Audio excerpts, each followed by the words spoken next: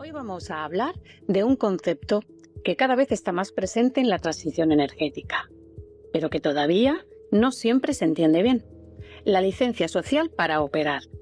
Bienvenidos al episodio número 63 del podcast de Gas Renovable.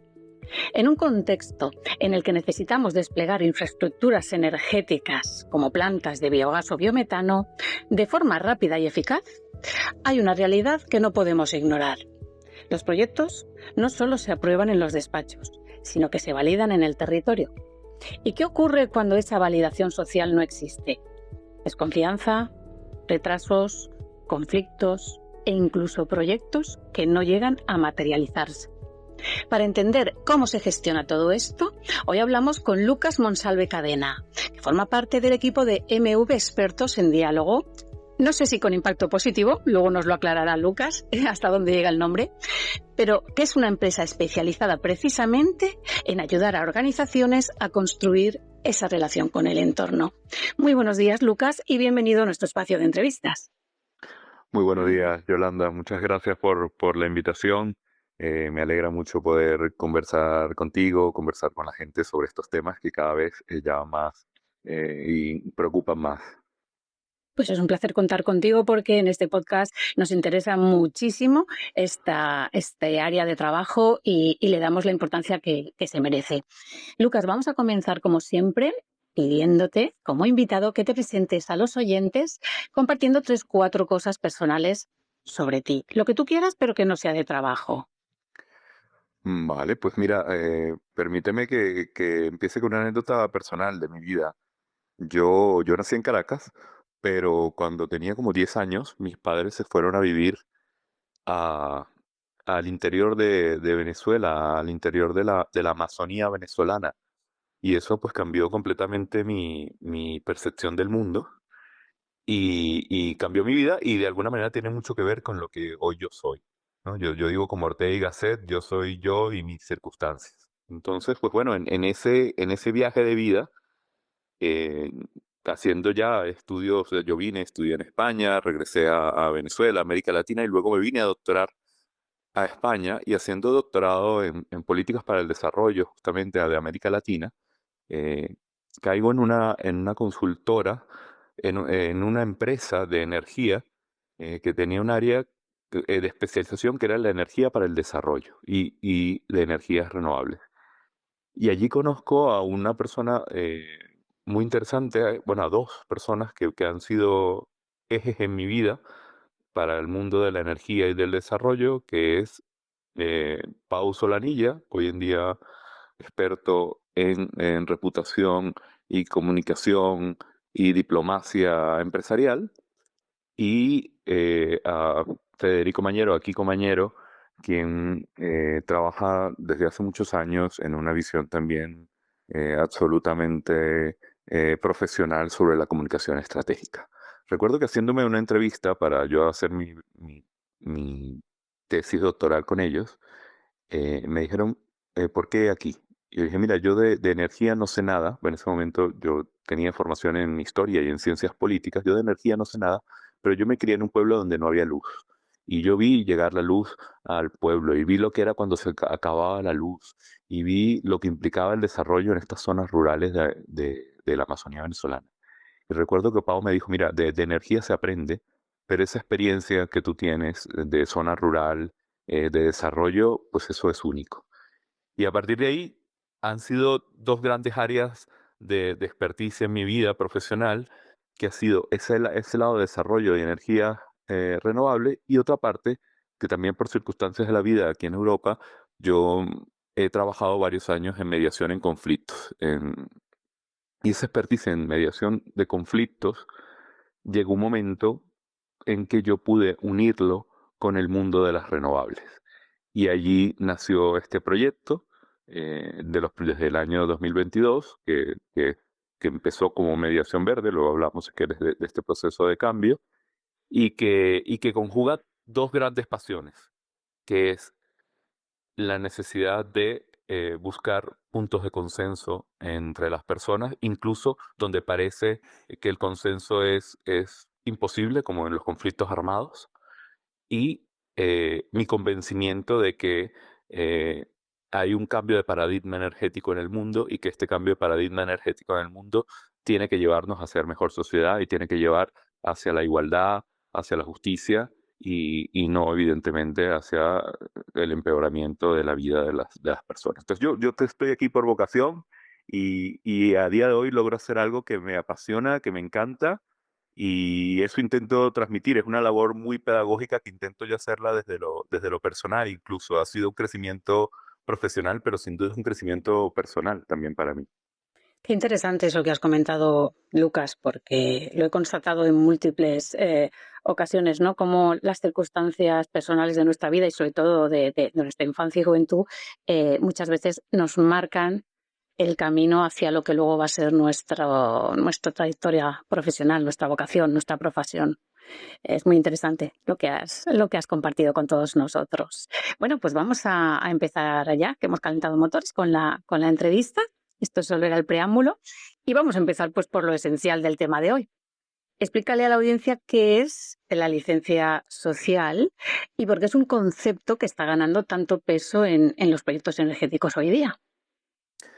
Sí, mira, permíteme que lo desglose.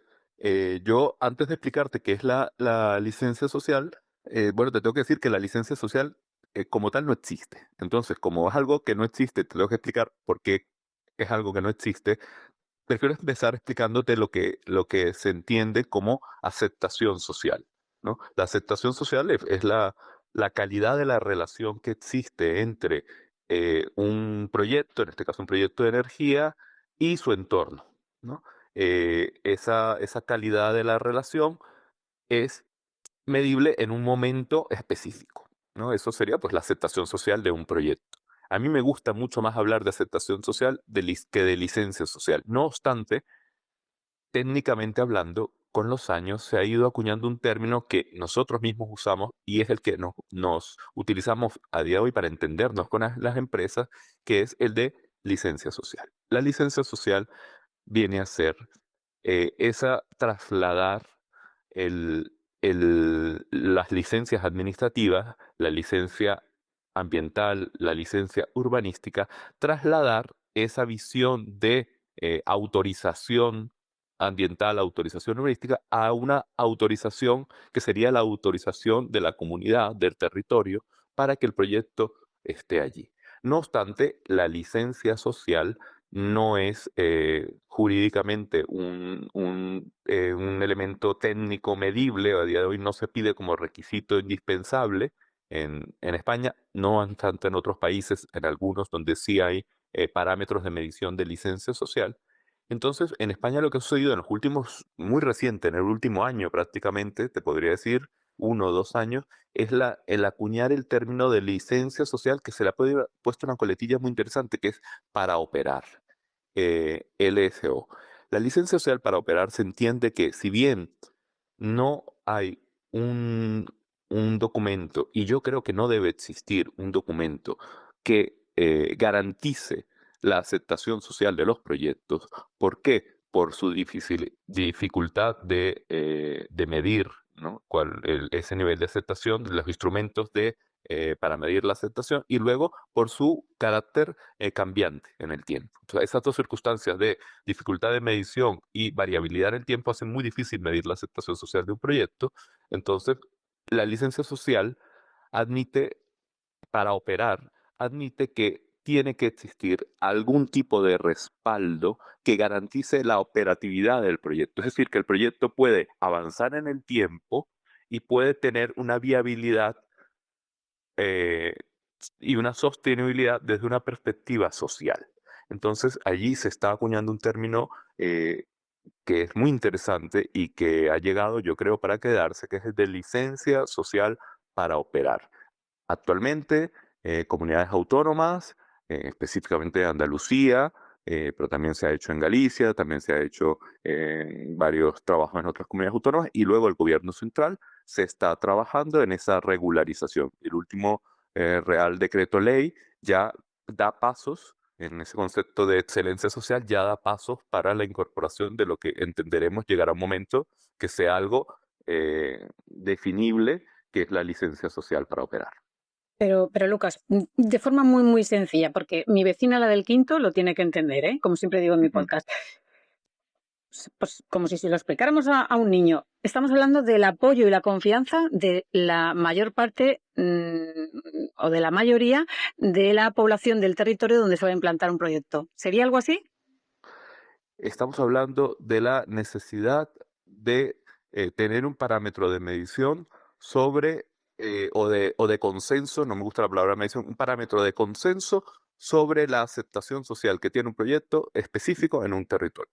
Y yo prefiero hablar aquí de, de consensos antes de mayorías, ¿no? Porque la licencia social, como te dije, uno de los problemas de medición, uno de sus problemas es la medición. Entonces, yo no quiero hablar de las mayorías de las personas, sino quiero hablar del consenso que tiene un proyecto en el territorio. Un consenso implica que hay una votación o que hay alguna especie de, digamos, encuesta o ¿cómo se llama cuando?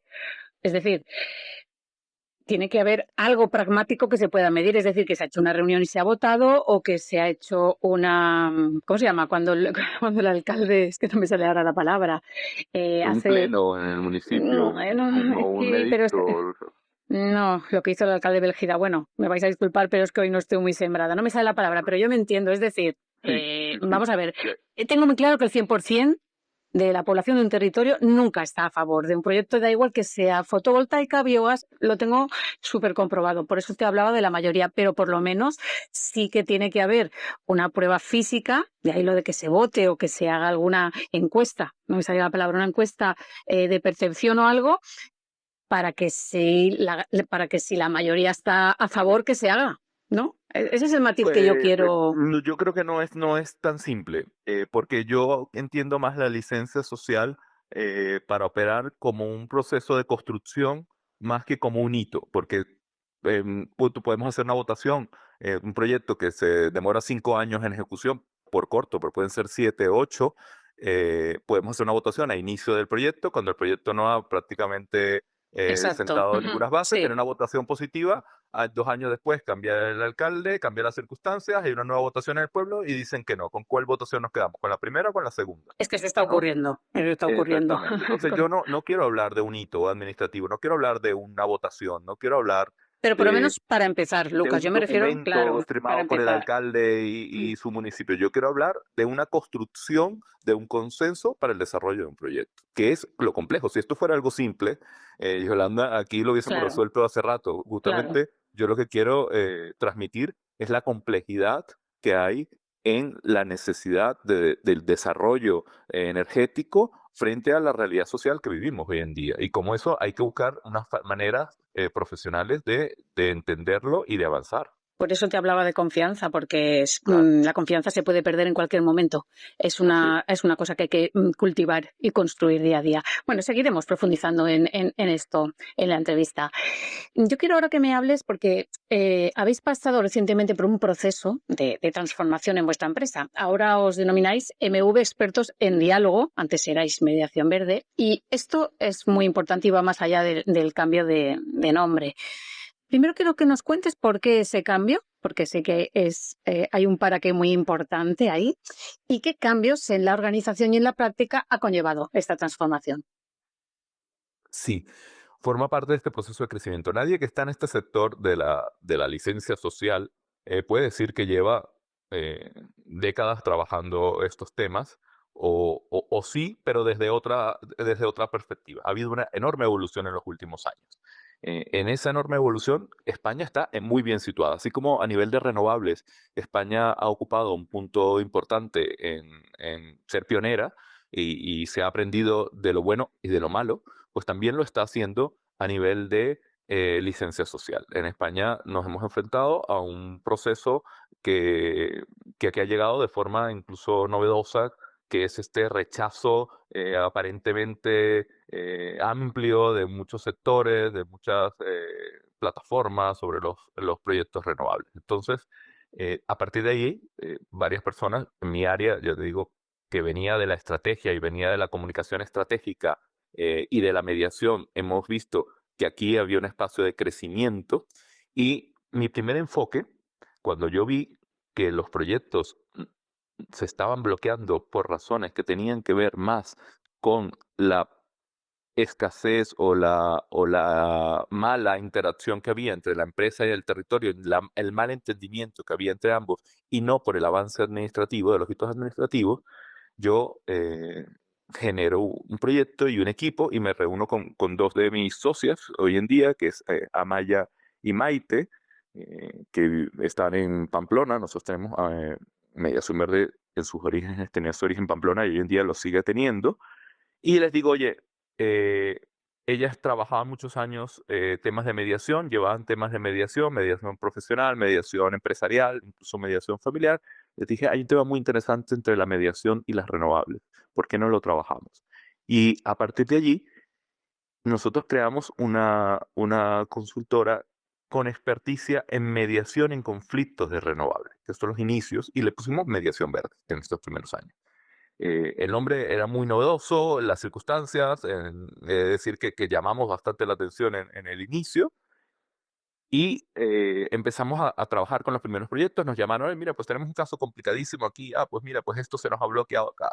Y empezamos a trabajar los primeros años y nos hemos dado cuenta con el transcurrir de ese tiempo de que por las características de administrativas de los proyectos de renovable, la mediación en un conflicto de renovable, cuando el conflicto está muy avanzado, cuando hay un grado de conflictividad muy alta, es de un éxito bastante complejo y es largo, tedioso, incluso complicado de resolver. Llegamos a algunos proyectos, tristemente, a hacer la labor más de forenses que de resolutores, ¿no? Porque el proyecto había caído ya, había decaído y nosotros teníamos que explicarle a las empresas por qué su proyecto había caído desde una perspectiva social, que también era muy interesante para las empresas porque estaban aterrizando una circunstancia que desconocían. Y nos dimos cuenta, y ese ha sido el trabajo de estos años, de que teníamos que lograr no solo resolver el conflicto, sino evitar llegar allí.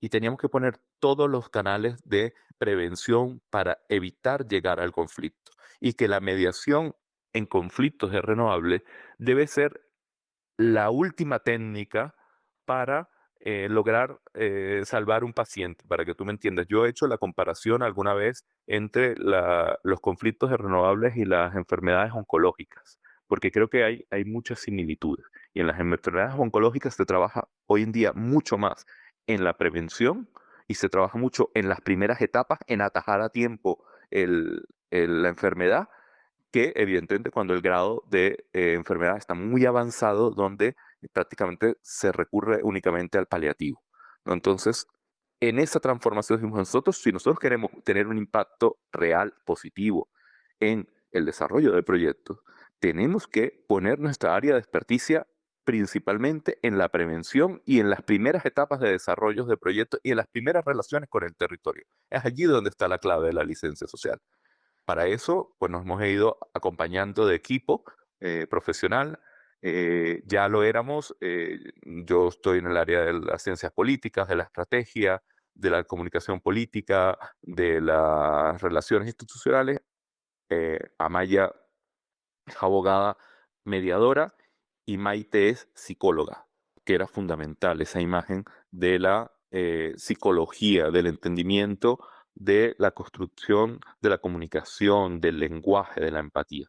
A eso se nos ha unido en el equipo él también bastante desde los comienzos. Pet Malagrava es director de energía de Islas Baleares, quien es psicólogo y experto en energía, quien tiene esta visión también amplia de las renovables, de la conciliación, y en este último periodo, en el cambio hacia MV, que es nuestro insignia de Mediación Verde, expertos en diálogo, hemos incorporado la colaboración de una académica experta en influencia ética, porque creemos que no es un problema de comunicación, sino de arquitectura del comportamiento, es decir, de saber leer a la otra parte. Y eso es un trabajo profesional y de aprendizaje y de formación específica. Y además hemos reforzado otra pata que también podemos hablar más adelante, que nos pareció fundamental, y es la de los estudios socioeconómicos, el conocimiento técnico del territorio desde una etapa inicial.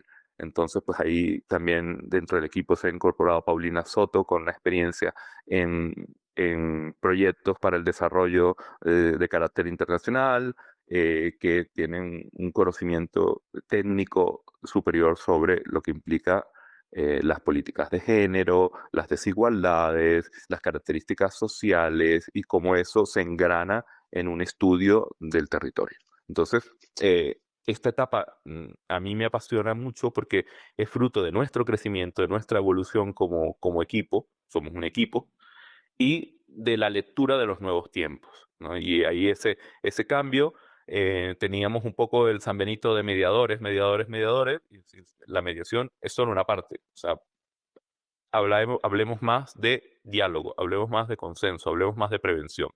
Y es lo que en esa etapa estamos, intentando explicarle a las empresas por qué es importante hablar más de diálogo que de resolución de conflictos. Pues ha quedado claro, Lucas, y vamos a seguir profundizando porque me parece un tema muy interesante. Dejar la mediación como último recurso para casos en los que, bueno, no haya funcionado, que alguno habrá, todo lo demás, e incidir, como bien dices, en las primeras etapas de acercamiento, conocimiento del territorio, diálogo, consenso y, sobre todo, prevención, que es una práctica con la que comulgo, 100%. Me ha gustado la analogía con la enfermedad, porque bueno, personalmente practico la salud holística, la preventiva, y estoy totalmente de acuerdo en vivir de forma que se evite, ¿vale?, la enfermedad. Y la analogía con esto, con la licencia social en los proyectos energéticos, me parece muy acertada. Vamos a seguir profundizando. Lucas, mira, en sectores como el biogás o el biometano, ya que esto es un podcast que se llama Gas Renovable, aunque esto serviría también para fotovoltaica, eólica y hasta para, bueno, infraestructuras industriales de envergadura, vemos que muchos proyectos cumplen con todos los requisitos técnicos y ambientales y más, es verdad, porque en España tenemos muy buen nivel, pero aún así generan rechazo. Yo lo he visto en primera persona. ¿Qué está fallando Sí. en ese proceso? Es decir, un proyecto que cumple todos los requisitos habidos y por haber y más, que da un paso más, no hace solo lo que la ley exige, hace mejores prácticas y aún así genera rechazo en un territorio.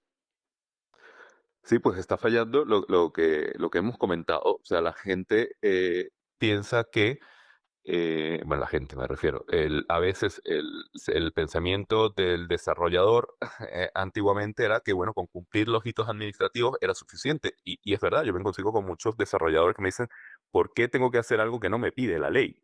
Y entonces también ha fallado, una primera falla, mira, ha fallado que la realidad social ha estado por delante de la regularización legislativa, pero eso no ha fallado, es una característica de nuestras sociedades y de nuestros sistemas políticos. Normalmente la ley va por detrás de los cambios sociales, ¿no?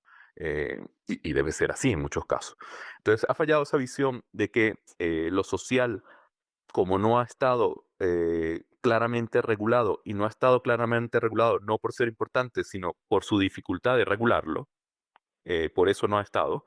Los promotores algunas veces se han eh, no relajado, porque no es una relajación, simplemente, pues, como entiendo corresponde, y a veces desde una visión muy tecnicista, y hay que entender el mundo de las renovables, hay una preponderancia de la ingeniería, ¿no? Que es esta minimización de los recursos para mayor eficiencia, pues no se ha puesto el foco de atención allí. Pero yo te puedo hablar de dos niveles eh, digamos así, por los cuales la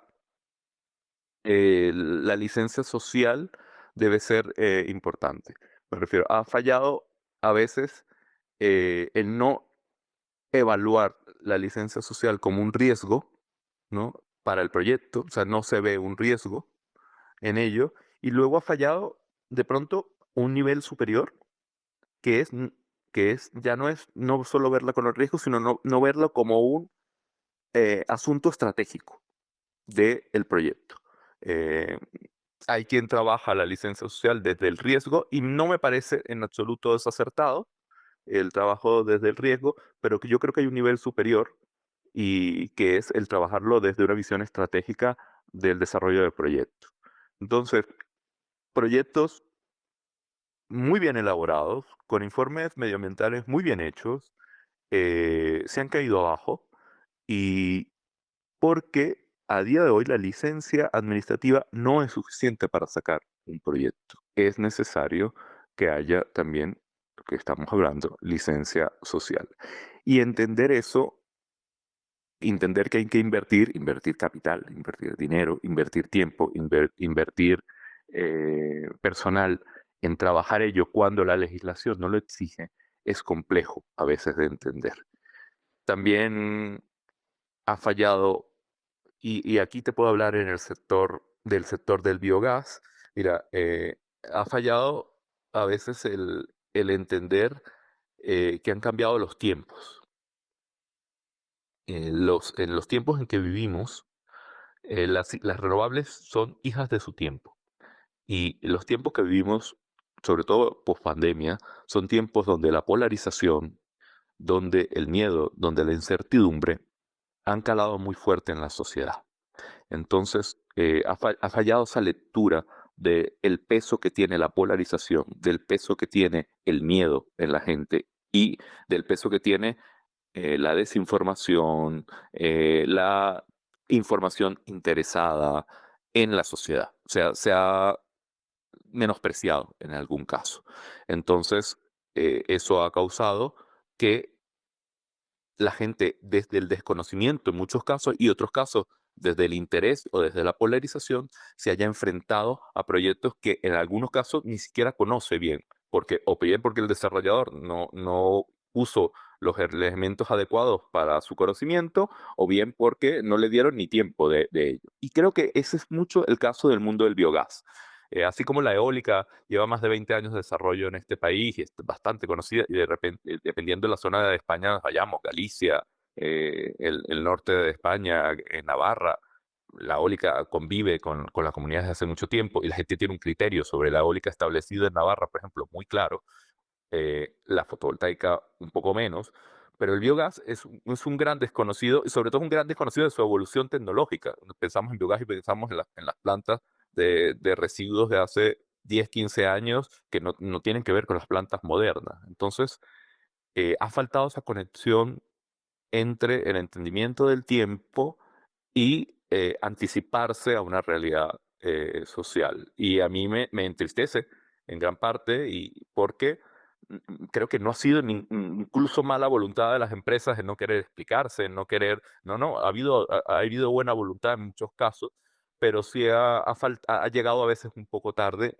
y sobre todo estamos viviendo en tiempos virulentos donde ya no sale adelante un proyecto por buena voluntad. Hay que poner mucha estrategia, hay que poner mucho conocimiento, mucha profesionalidad para lidiar con los nuevos tiempos. Por eso creo que están cayendo proyectos muy interesantes. Yo he conocido proyectos muy interesantes que han caído o que tienen enorme crisis y no es por los estudios medioambientales, no es por los trámites administrativos, no es por la ingeniería, es por factores de índole eh, tan intangible como la aceptación social. Caray, Lucas, pues es que suscribo cada una de tus palabras. Me ha gustado muchísimo la última parte de tu disertación, con la que estoy totalmente de acuerdo, por experiencia, por lo que he podido comprobar en estos 2 años que llevo en este sector. Y puede que luego retomemos esta parte, esta pregunta, le voy a dar mucho foco porque es que has dado, como se suele decir, has metido el dedo en la llaga del tema. Quiero que nos hables ahora, Lucas, del Real Decreto Ley 7/2026. Te ruego que lo hagas de forma muy poco técnica, ya que este podcast intentamos que llegue a la población, al público en general, y en especial que te centres en el artículo 20, donde aparece la figura del estándar de excelencia social y territorial. ¿Qué implicaciones tiene?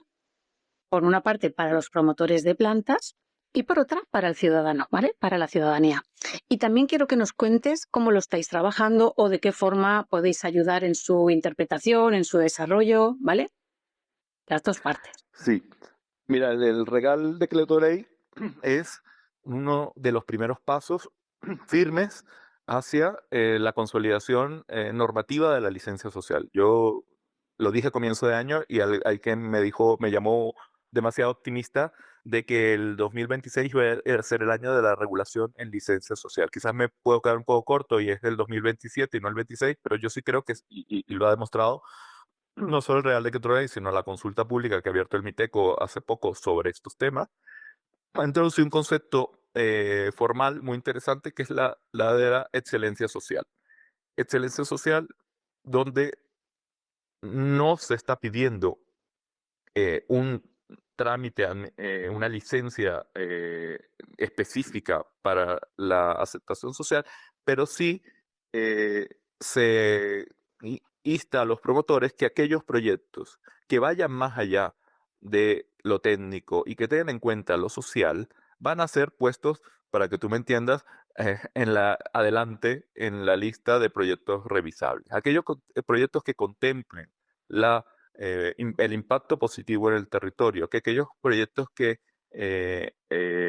conjuguen un diálogo con el territorio, que generen desarrollo en los territorios, serán vistos antes y de mejor forma, evaluados antes y de mejor forma. Eso está aún por concretarse algunos elementos de cómo se materializará, pero ya lo teníamos en los concursos de subasta presente, la importancia de todo ello.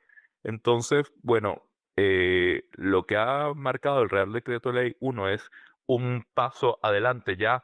La licencia social no es únicamente un hecho teórico intangible, ya se está empezando a materializar legislativamente. Luego marca un hito hacia que hay que ir más allá de lo normativo y hay que buscar trabajar con los territorios. Ese trabajo aún se tiene que definir en características, pero bueno, ya te digo, a mí me parece prudente que no se legisle radicalmente y únicamente en un momento sobre licencia social, sino que se haga un proceso progresivo. Y creo que este es el primer avance. Me gusta la utilización de términos de excelencia social, me gusta ver cómo no se les está obligando a los promotores a hacer algunas cosas específicas, sino se les está promoviendo hacia el entendimiento con los territorios y hacia la búsqueda de impacto positivo en ciertos territorios. Ahora creo que se avanza, creo no, tengo la certeza de que se avanza hacia la delimitación de zonas con especial interés, en la organización territorial, en todo ello, porque también es otra materia importante. Entonces, por allí vamos, se va avanzando poco, pero se va avanzando. Algunos quisiéramos que fuera el avance más rápido, pero oye, se está creciendo y el Real Decreto Ley es parte de ello. Pero insisto, forma parte aún de la letra pequeña, o sea, eso lo sabemos tú, yo, los desarrolladores que nos hemos leído el decreto con dedicación y vemos esa letra pequeña de esas partes. Em, la sociedad en general, que no tiene por qué estar pendiente de todos los reales decreto ley, pues aún no verá las transformaciones de la noche a la mañana, ¿no? Bueno, pero sí que se ha abierto, tal y como corresponde por ley, una consulta pública en la que cualquier ciudadano, entidad, organización medioambiental, ONG, plataforma, es decir, cualquier ciudadano o asociación ha podido presentar pues Sí, sugerencias, preguntas, dudas, así es. alegaciones. Eso es muy importante. Muy importante Claro, contar con la claro. gente, muy, El muy pulso, importante. el Sí, pulso a la sí. ciudadanía para luego legislar de acuerdo a ese pulso. Yo eso lo considero muy, muy importante. Bueno, es lo que pedimos de la política y de los gobernantes, ¿no? Esa interacción entre la sociedad, Que nos los escuche, elementos claro. económicos, los elementos de organización pública, pues es lo que le pedimos al gobierno que gobierne.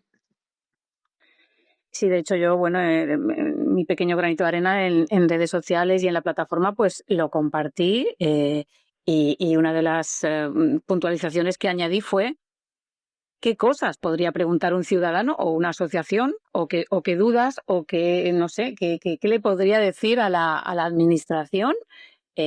Claramente, preguntas muy concretas. O sea, toda esta contestación social, traducirla a preguntas concretas o exigencias concretas al poder legislador, que es el que luego pues va a decretar esas leyes y esas normativas que tanto se están exigiendo, ¿no?, en torno al biogás. Pero sí, muy Así es. interesante, Lucas, muy interesante este tema. Ahora quiero, Lucas, que nos cuentes brevemente, que si no se nos va todo el Sí, podcast en eso, ¿cómo trabajáis en la práctica, ¿vale? Desde MV, os voy a llamar MV, para sintetizar, sí, sí. expertos en diálogo. ¿Qué pasos seguís desde que entra un proyecto, ¿vale?, hasta que empezáis a ver pues, resultados? Sí, bueno, lo primero, las empresas se pueden poner en contacto con nosotros, las empresas y las autoridades públicas.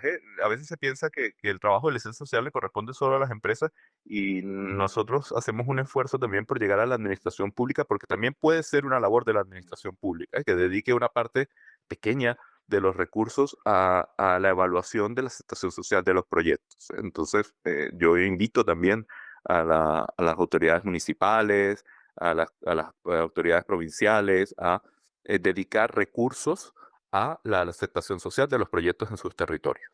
Entonces, bueno, ustedes ponen en contacto a alguna institución o alguna Perdona que empresa. te interrumpa, Lucas. Sí, Si yo soy un alcalde, claro. ¿vale?, un consistorio, ¿os puedo llamar para que, por ejemplo, hagáis una reunión o lo que hablábamos antes, una consulta pública, ¿vale?, entre mis vecinos porque una promotora me ha planteado una planta de biogás? Sí, y nos encanta que suceda, y yo creo que debería ser el camino, honestamente. O sea, el camino es que si normalmente cuando en un municipio llega un proyecto, a veces no llega uno, sino llegan tres, cuatro o cinco, y el mismo alcalde se ve desbordado con la situación. Dice, ¿cómo le presento a mi comunidad cinco proyectos? Además, uno es de biogás, el otro es una planta de combustible sintético, el otro es una planta fotovoltaica, la otra es una comunidad energética. Pues yo aquí, me hago entender yo con mi ciudadanía? Pues para eso está algo como MU, Expertos en Diálogo, para lograr explicar esos procesos. Entonces sí, por supuesto, pueden llegar y decir, mira, o nos ha venido una empresa desarrolladora y quiere trabajar un proyecto y nosotros no tenemos claro que nuestro territorio, cómo lo ven, ¿por qué no buscamos una tercera parte, que es esa parte donde trabajamos nosotros mucho también, que es trabajar desde la neutralidad para que pueda ayudarnos a ese diálogo con el territorio? Entonces, tanto empresas como alcaldes, municipios, provincias pueden contar con estos servicios, que es un servicio de abrir puertas para el diálogo. Nosotros no estamos para convencer a la gente de los proyectos, no estamos para eh, votar a un sí o a un no, no estamos para eh, ni siquiera para contar las bondades de los proyectos. De eso se deben encargar los desarrolladores, los promotores. Nosotros estamos para abrir las puertas del diálogo. Las puertas del diálogo no es otra cosa importante que yo no quiero dejar pasar, es que dialogar no es informar, que la parte fundamental del diálogo es la escucha y que en una sociedad muy dada a la comunicación, sobre todo ahora con los medios de comunicación que suelen ser unilaterales, o sea, uno no le responde a Instagram en términos de que es mucha más la información que él te da que la que uno tiene capacidad de interactuar con ello, o a la televisión, que es más claro, lo ves. eh, es muy importante abrir canales de escucha. Entonces, cuando yo hablo de diálogo, hablo primero de la escucha y luego de la información, y no lo contrario, no de informar y luego escuchar, sino de escuchar y luego informar. Entonces, nos buscan, vemos en qué estado está el proyecto. Otra cosa es que la gente puede pensar que es que nos tienen que llamar antes de desarrollar el proyecto, y bueno, ya el proyecto resulta que lleva un año desarrollado, pues ya vamos tarde. No, no, nos pueden llamar en cualquier etapa, ojalá entre antes mejor, pero si nos llaman al primero, segundo, tercer año de desarrollo del proyecto, el proyecto le queda un tiempo aún, pues mucho mejor. eh, mm, Evaluamos las circunstancias en las que está el proyecto, hacemos una primera evaluación. Después de esa primera evaluación, hacemos una propuesta de diálogo con el territorio en función de las características del territorio, fundamental, en función de la interlocución con los grupos de interés. Otra cosa difícil de la aceptación social es delimitar a quién corresponde, con quién tengo que hablar para la aceptación social de un proyecto. Pues bueno, esa identificación no es siempre la misma, no es, incluso no es tan evidente. Entonces, en ese encuentro, ese trabajo de acercamiento al territorio, de hablar con las partes, de buscar cuáles son los interlocutores válidos, un elemento de buscar las voces a favor, ¿no? No solo las voces que se oponen al proyecto, que las vas a encontrar seguramente muy fácilmente, esas van a salir de primeras, pues, pero también, y creo que es justo encontrar las voces a favor, que esas normalmente se retraen más y les cuesta exteriorizar su apoyo, cuando no hay un interés concreto en el proyecto, o sea, cuando no son los dueños de las tierras que se le está alquilando a la empresa, cuando no es el alcalde que le gusta el proyecto porque les trae un porcentaje de impuestos al pueblo que a él le parece que evidentemente merece la pena, sino cuando es gente común y corriente, como tú y como yo, que vivimos en el municipio y que vemos que puede ser una oportunidad para el desarrollo. Entonces, esas voces a favor también las introducimos y no solo hacemos una consulta, no solo hacemos consultoría, es decir, no solo le decimos a las empresas lo que hay que hacer, sino que nos ponemos a hacerlas con ellas. Nos ponemos a hacerlo con ella. Una parte lo hacemos solos, porque creemos que debemos de ir como ente neutral, pero al menos el lado de escucha lo hacemos nosotros, pero luego el lado de información, el lado de participación, el lado de resolver dudas, evidentemente lo hacemos con las empresas. Entonces, las empresas tienen que estar dispuestas, por un lado, a eh, abrir un canal neutral, que somos nosotros. A nosotros no nos contratan para que el proyecto salga adelante únicamente y no vamos a beneficio. En ningún caso iríamos a beneficio de un proyecto, es decir, cobramos si el proyecto sale adelante. No, nosotros trabajamos para abrir esos canales de escucha y acompañar esa escucha y ese diálogo. Eh, Allí hasta diferentes elementos. Hoy en día hemos incorporado otros servicios como los estudios socioeconómicos, que creo que es fundamental, como un instrumento para la administración pública que son las mesas de diálogo verde, que es un instrumento, por ejemplo, cuando tienes 7 o 8 proyectos en un municipio y tienes que lograr decidir con cuáles te quedas, pues una institución, un ayuntamiento pudiera optar por una mesa de diálogo que podemos estar organizada por nosotros, ¿no?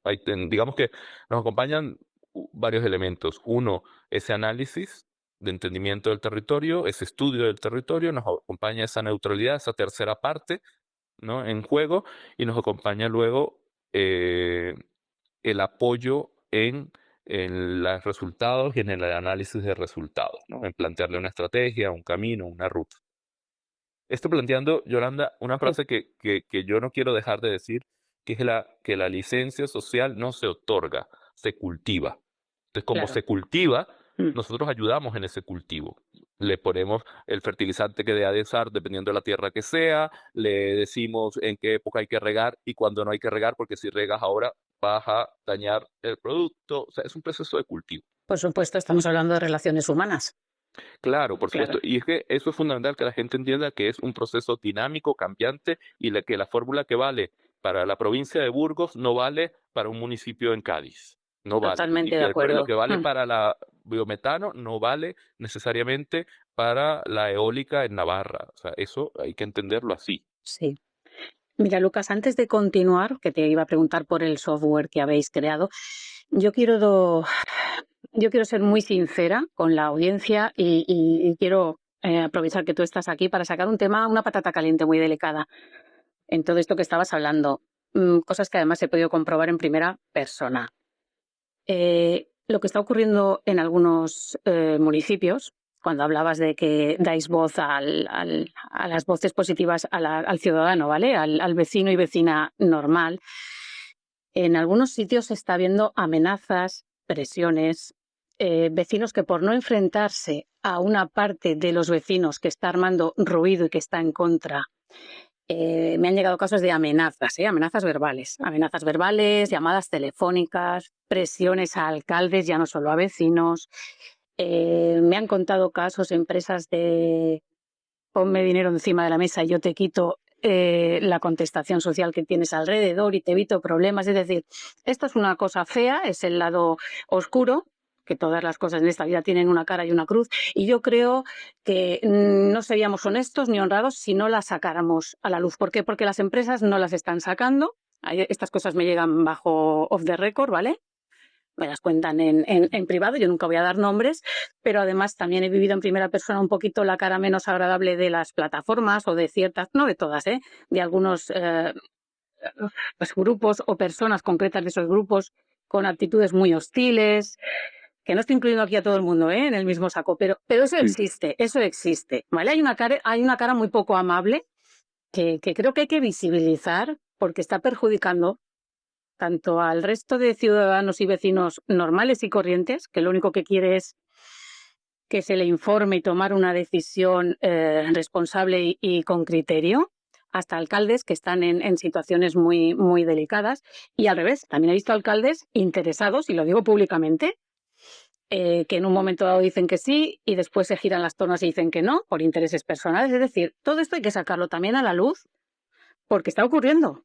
Y no porque lo metamos debajo de un felpudo, va a desaparecer. Entonces, desde tu experiencia, tú que también estás tocando a pie de tierra proyectos y dialogando con los territorios, ¿cuál es vuestra experiencia y qué nos puedes decir? ¿Cómo se puede gestionar estas cosas tan delicadas? Tan delicadas. sí, sin duda son temas delicados y yo creo que son temas, como tú dices, que intenta la gente, no sé, los promotores evidentemente no buscan enfrentarse No, directamente no, porque no saben lo que les cuentan, no perjudica, lo entonces claro, cuentan. tampoco cuentan lo que les toca vivir y sí, efectivamente, Hay incluso, personas de eh, baja, hay que decirlo. Hay profesionales de empresas de baja porque les están boicoteando proyectos. Yo ahora no es el momento de analizar si el proyecto merece o no merece, si sale o no sale. Yo doy por hecho que sí. Personas de baja porque llevan 5 años con un proyecto en marcha, costándoles dinero. Poniendo sus puestos de trabajo en riesgo, de baja porque se los están frenando, tumbando e incluso impidiendo que salgan adelante. sí, yo entiendo y yo creo que, mira, ahí es donde viene la experticia en mediación en conflicto, que es interesante. Imagínate en conflictos armados, ¿no? Donde hay eh, dolencias y de un calado muy, muy grande. Y ahí es donde se necesita justamente la profesionalización. Y allí yo sé que en el mundo donde vivimos parece que todo el mundo tiene que posicionarse, o bueno, pero tú de qué lado estás, de esto, o de los que apoyan o de los que están en contra. Y yo permíteme también, Yolanda, que intenten hacer un trabajo de empatía con el contrario. Porque yo sé que también es muy incómodo. Así como es incómodo hablar de los dolores que causan del maltrato a veces que puede existir en ciertas partes, pues también es muy incómodo hablar de la empatía que causa entender a quien no te entiende.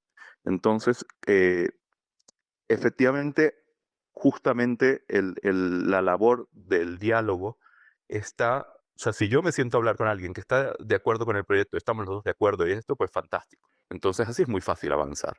Pero justamente yo no estoy para eso, porque eso ya lo puede hacer el promotor solo. Yo estoy justamente para sentarme con el que no entiende el proyecto y tiene sus razones, que pueden ser para mí válidas o no válidas, pero que necesitan ser escuchadas. Ahora, lo que sí creo, y eso se ve muy bien en, en los conflictos armados, es que cuando no se abren canales de escucha y cuando se subestima, porque a veces me da igual la razón, puede ser por desconocimiento, por interés incluso, pero cuando tú no abres un canal de escucha, eso termina reventando por otro lado. Y lamentablemente uno de los últimos estados de explotar es la violencia, ¿no? Es cuando tú una La olla de hostilidad, presión sí. no le das una salida temporal, llega un momento en que explotará y explota de la peor forma, agrediendo. Entonces, en un conflicto hay que entender que siempre hay una parte que estando en contra, también se siente agradada y hay que buscar un canal de entendimiento. Yo entiendo y entiendo lo que va, y entiendo lo que me quieres decir y yo entiendo a los desarrolladores que dicen, no, pero es que hay con gente con la que no se puede conversar, hay gente con quien lo único que quiere es bloquear los proyectos. Sí, también, es verdad, efectivamente existe, puede existir, pero no es toda la sociedad, es No, una no. parte. Y hay Y que de saber lo sé. entender, ponerles en su lugar. Cuando me refiero a ponerles en su lugar, no quiere decir mandarle a reír puñetas, no. Me refiero a decir, saber entenderles la posición en la que ocupan y su espacio de poder en el que están. Y hacerles entender también que ellos forman parte de un grupo, pero que hay también una sociedad que está dispuesta a escuchar y abrir canal. Normalmente eso se trabaja por separado. Tú no puedes pretender sentar en el mismo lugar, en la misma sala, a los que están a favor, a los que están en contra, a los que no saben qué opinar, todo, lograr que de ahí salga algo positivo en la primera reunión que haces una vez que te vas al pueblo a hablar con el proyecto. De ahí no suele salir nada positivo. El trabajo es mucho más profesional, es sentarse con distintas partes y con algunas hay que tener un diálogo más directo, más fuerte en un momento, y cuando veo fuerte es desde el entendimiento de nuestros desencuentros, y en otra es un diálogo mucho más sencillo y más cordial. Lo que Eh, yo no sí. voy a, digamos, no quiero es polarizar pues hay una gente que está haciéndolo todo mal porque solo opone, solo se sabe oponer, y hay otros que los están haciendo muy bien y hay que aislar a los malos, porque esto no va de malos y buenos. No, no, es más, ahora mismo voy a poner a la otra parte.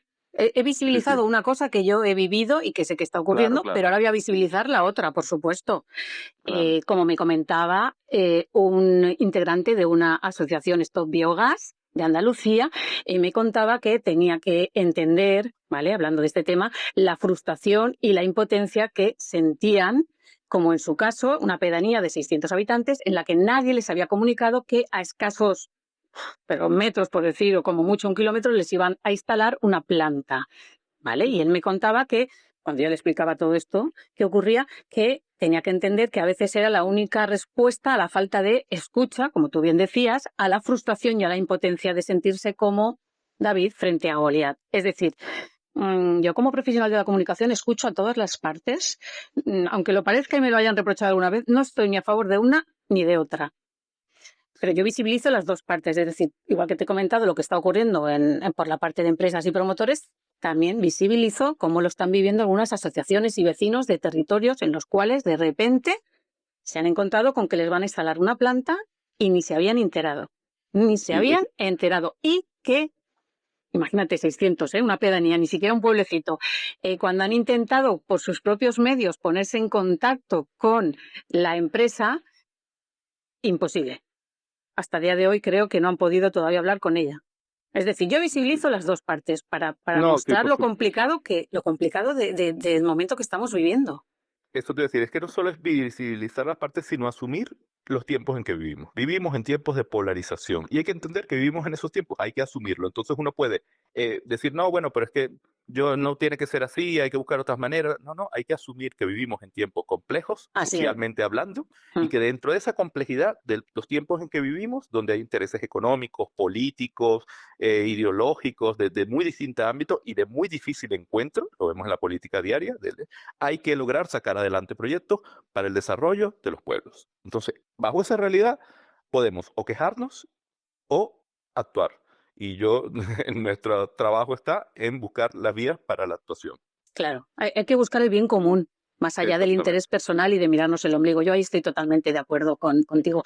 Bueno, me ha encantado porque esto lo quería sacar, Lo lo entiendo. quería visibilizar porque me llega por todos los lados y al final uno dice, madre mía, si esto no se trata de ponerse a favor ni de unos ni de otros. Y aquí lo que queremos todos es llegar a un entendimiento y que todo esto pues sea un win-to-win para todos, porque un Claro. proyecto país, si es que la transición energética es positiva para todos. Bueno, pues ahora quiero que nos hables de ese software llamado Green Pulse que habéis creado, que es una herramienta para hacer estudios socioeconómicos, como bien comentabas, sobre todo pues más eficientes y a un menor costo, que además incluye, por lo que he podido averiguar, una prospección en aceptación social. Que eso ya es importante, ¿vale? Que quiero que nos hables de la importancia de un buen estudio socioeconómico a la hora de implementar un proyecto energético. Mira, me alegra cambiar de tercio a cosas más optimistas. Eh, una de las cosas que nos hemos dado cuenta en MV, en este proceso de crecimiento, nosotros también hemos hecho trabajo de investigación, de crecimiento, de avance, era que hay un punto que, si bien ha existido siempre, ha tenido muy poco peso, pero que es mucho más importante de lo que la gente cree. Y es la importancia del estudio socioeconómico. De un estudio socioeconómico de toda la vida en un territorio cuánta población hay, cuánta densidad, cuántas personas de tal edad, cuántos en edad escolar, cuáles las capas industriales o el tejido económico de ese territorio, cuáles son las zonas naturales, cuáles son el ingreso per cápita de la gente, cuántos centros de salud hay, cuántos centros culturales hay, cuántos hospitales hay, eso que es básico, que está en alguna página de los estudios medioambientales, cuál es el patrimonio cultural que cuenta el territorio y qué peso tiene ese patrimonio cultural, eso que está en alguna página de los estudios medioambientales, pues la verdad está pasando bastante desapercibido. Y por dos razones. Uno, porque un estudio socioeconómico cuesta dinero. Segundo, no hace que el proyecto necesariamente vaya a avanzar mejor los hitos administrativos, simplemente es un hito que hay que cumplir y entonces se hace pues, para cumplirlo. Y luego, porque tampoco se sabe utilizar. Cuesta dinero y no se sabe utilizar. Entonces, en esa querer aportar, las renovables han crecido tecnológicamente, ha habido un aporte tecnológico importante. Nosotros queremos hacer un aporte de innovación, pero no en innovación tecnológica, sino en innovación social, diciendo, vamos a utilizar esos estudios socioeconómicos como una estrategia para minimizar el riesgo de que el proyecto no pueda avanzar por problemas de aceptación social. ¿Qué tenemos que hacer? Bueno, hacer unos estudios más rápidos, más eficientes y con una capacidad de impacto mayor, que sirvan para la toma de decisiones estratégicas, no un estudio que quede ahí en el que nadie se lea, no, que los directivos de la empresa, cuando se sienten a evaluar el proyecto, tengan un resumen ejecutivo de la realidad socioeconómica del territorio y la tomen en cuenta en la evaluación del riesgo del proyecto. Entonces, para eso, pues nos hemos juntado con una empresa tecnológica experta en energía que es Zenith Solar y hemos desarrollado un software con inteligencia artificial que hace estudios socioeconómicos en un tiempo récord. Te impresionará lo que hoy en día, efectivamente, bueno, todos los estamos viendo lo que estamos logrando hacer con inteligencia artificial. ¿Cómo cuánto, Leemos, Lucas? ¿Cómo cuánto tiempo aproximado? ¿Cuánto puede tardar un no, es estudio? que te estoy hablando de minutos, ¡Ostras! porque es un ¿Sí? software en el cual yo le meto el municipio y él me saca un estudio con toda la fuente, claro. ¿Qué hace normalmente cuando tú pides un estudio socioeconómico? Tú tienes un técnico buscando las fuentes, se mete el IN, se mete a la estadística, se mete a la página web, se mete a la página del ayuntamiento, se mete a sacar todos estos datos. Pues todos esos datos hoy en día con IA se pueden sacar en segundos y además te lo puedes estandarizar, lo puedes poner con gráficas iguales, medibles, comparables, porque claro, ¿qué pasa?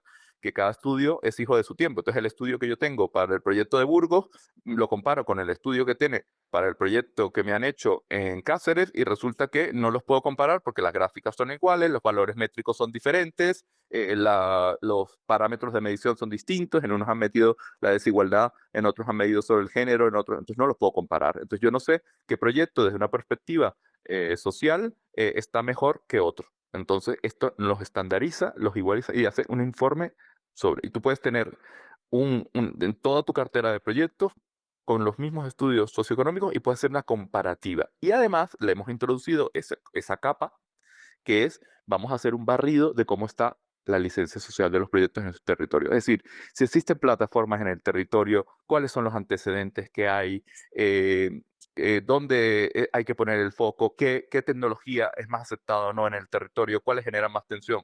Todo eso hoy en día, sabiendo programar una IA bien, que es lo que han hecho los ingenieros de programación de Zenith Solar, que yo me he quedado maravillado. O sea, yo cuando he visto la primera vez que tú ponías un municipio y era capaz de sacarte en segundos lo que hacíamos nosotros con el trabajo de 3, 4, 5 días de una o dos personas, pues dicho, pues, ¿cómo esto no está al servicio de la aceptación social, ¿no? Entonces estamos muy contentos del producto, estamos en el momento de hacérselo entender a las empresas, de que lo vean, de que lo puedan palpar y que le saquen utilidad, evidentemente. Pero a mí me surge una pregunta, Lucas.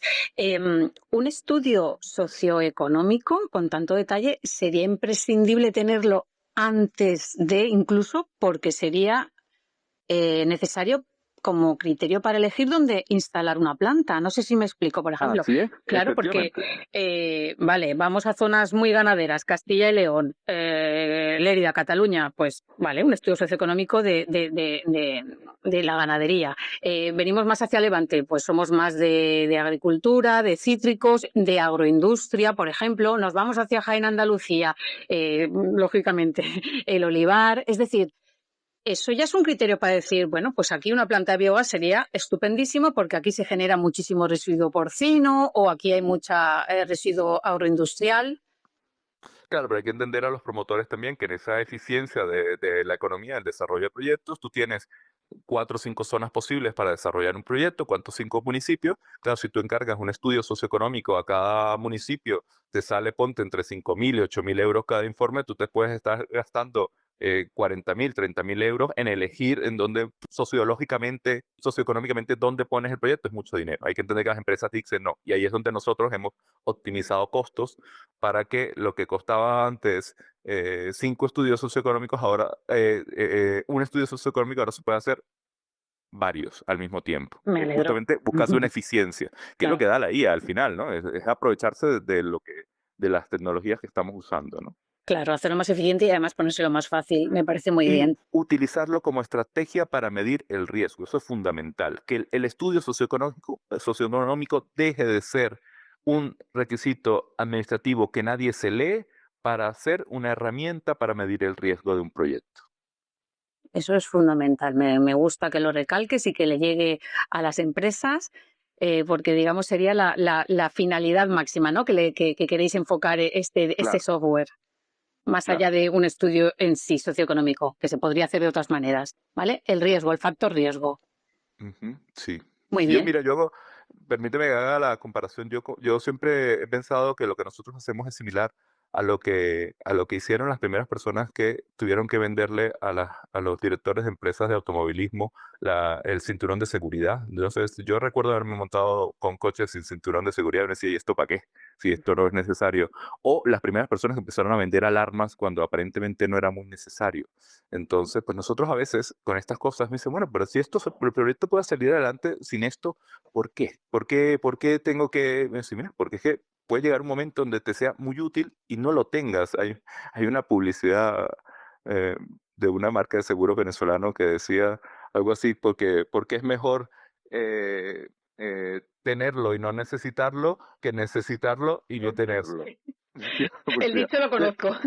Entonces uno se siente como vendiendo alguna vez alarmas, pero es que, claro, yo lo que le quiero hacer entender a la gente es que no estamos vendiendo cinturones de seguridad o alarmas en territorios, en carreteras de vía recta o en lugares donde hay una seguridad 100%. Yo estoy ofreciéndole a la gente cinturones de seguridad y alarmas en territorios con un alto índice de robo, para que me entiendan, donde se están robando la casa de este, del de al lado, y tú no tienes nada para prevenir la tuya, y estoy vendiendo cinturones de seguridad en una carretera con curvas y a alta velocidad que va el autobús. Entonces ahí es donde uno empieza a buscar el cinturón de seguridad. Sí, queda claro, Lucas. Una imagen muy ilustrativa. Tengo muy claro que a la audiencia le ha quedado claro. Bueno, pues nos estamos acercando ya al final de la entrevista, Lucas, y como siempre, vamos a por la última pregunta. Es el mensaje, ¿vale? Siempre os digo qué mensaje os gustaría trasladar a la ciudadanía. En este caso, quiero que hagas dos mensajes. Quiero que cierres, por un lado, lanzando un mensaje a las empresas que están desarrollando proyectos energéticos y luego, por otro, a la ciudadanía, a la que convive con esas infraestructuras. Dos mensajes. Sí, primero las empresas. A las empresas, bueno, es un resumen de lo que hemos venido hablando. Comunicar no es informar. Es importante introducir la, el factor escucha y el factor empático y todos los intangibles que ofrecen profesiones como la comunicación, la psicología, las ciencias políticas en el desarrollo de proyectos, invertir dinero y tiempo y recursos en ello con con dos capas. La primera capa para el riesgo de los proyectos, para mitigar el riesgo de proyectos desde una perspectiva social, y la segunda capa para tener una visión estratégica de los proyectos desde una perspectiva social, donde eh, un proyecto bien desarrollado con un buen nivel de aceptación social rebunde en reputación, rebunde en beneficios, rebunde en menos tiempo para la empresa. Esa visión estratégica de la aceptación social o la versión anterior, que es la visión del riesgo,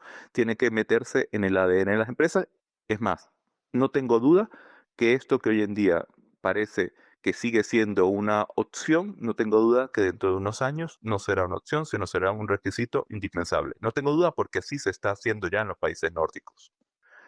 Eso para las empresas. Y para la ciudadanía hay un mensaje que es entender que la transición energética es un proceso complejo, bastante complejo, donde implica un conocimiento, una visión, yo no digo no una visión de pájaro de árbol, sino una visión de halcón. Hay que ver la transición energética no únicamente en mi afección directa, sino cómo afecta a la sociedad, cómo afecta a nuestras generaciones futuras y cómo afecta a nuestro planeta, a nuestra Tierra.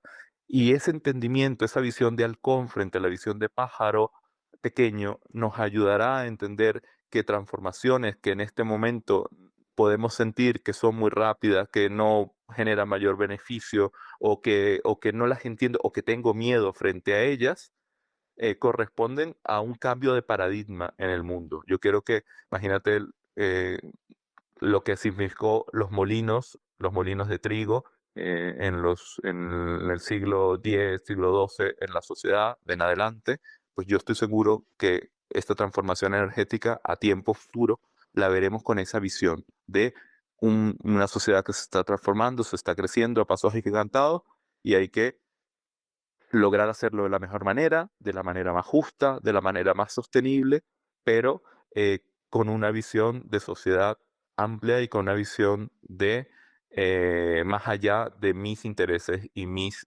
miedos, ¿no? Por ahí van los tiros sociales, que son más complejos y que hay que entender a los tiempos de cada uno y a la sociedad en que vivimos, por lo cual yo entiendo pues, a los que las energías renovables todavía le ven con recelo. Yo los puedo entender perfectamente y les invito cada vez más a informarse, a leer, a mitigar el miedo, ¿no? Dicen que el miedo es lo contrario a la acción.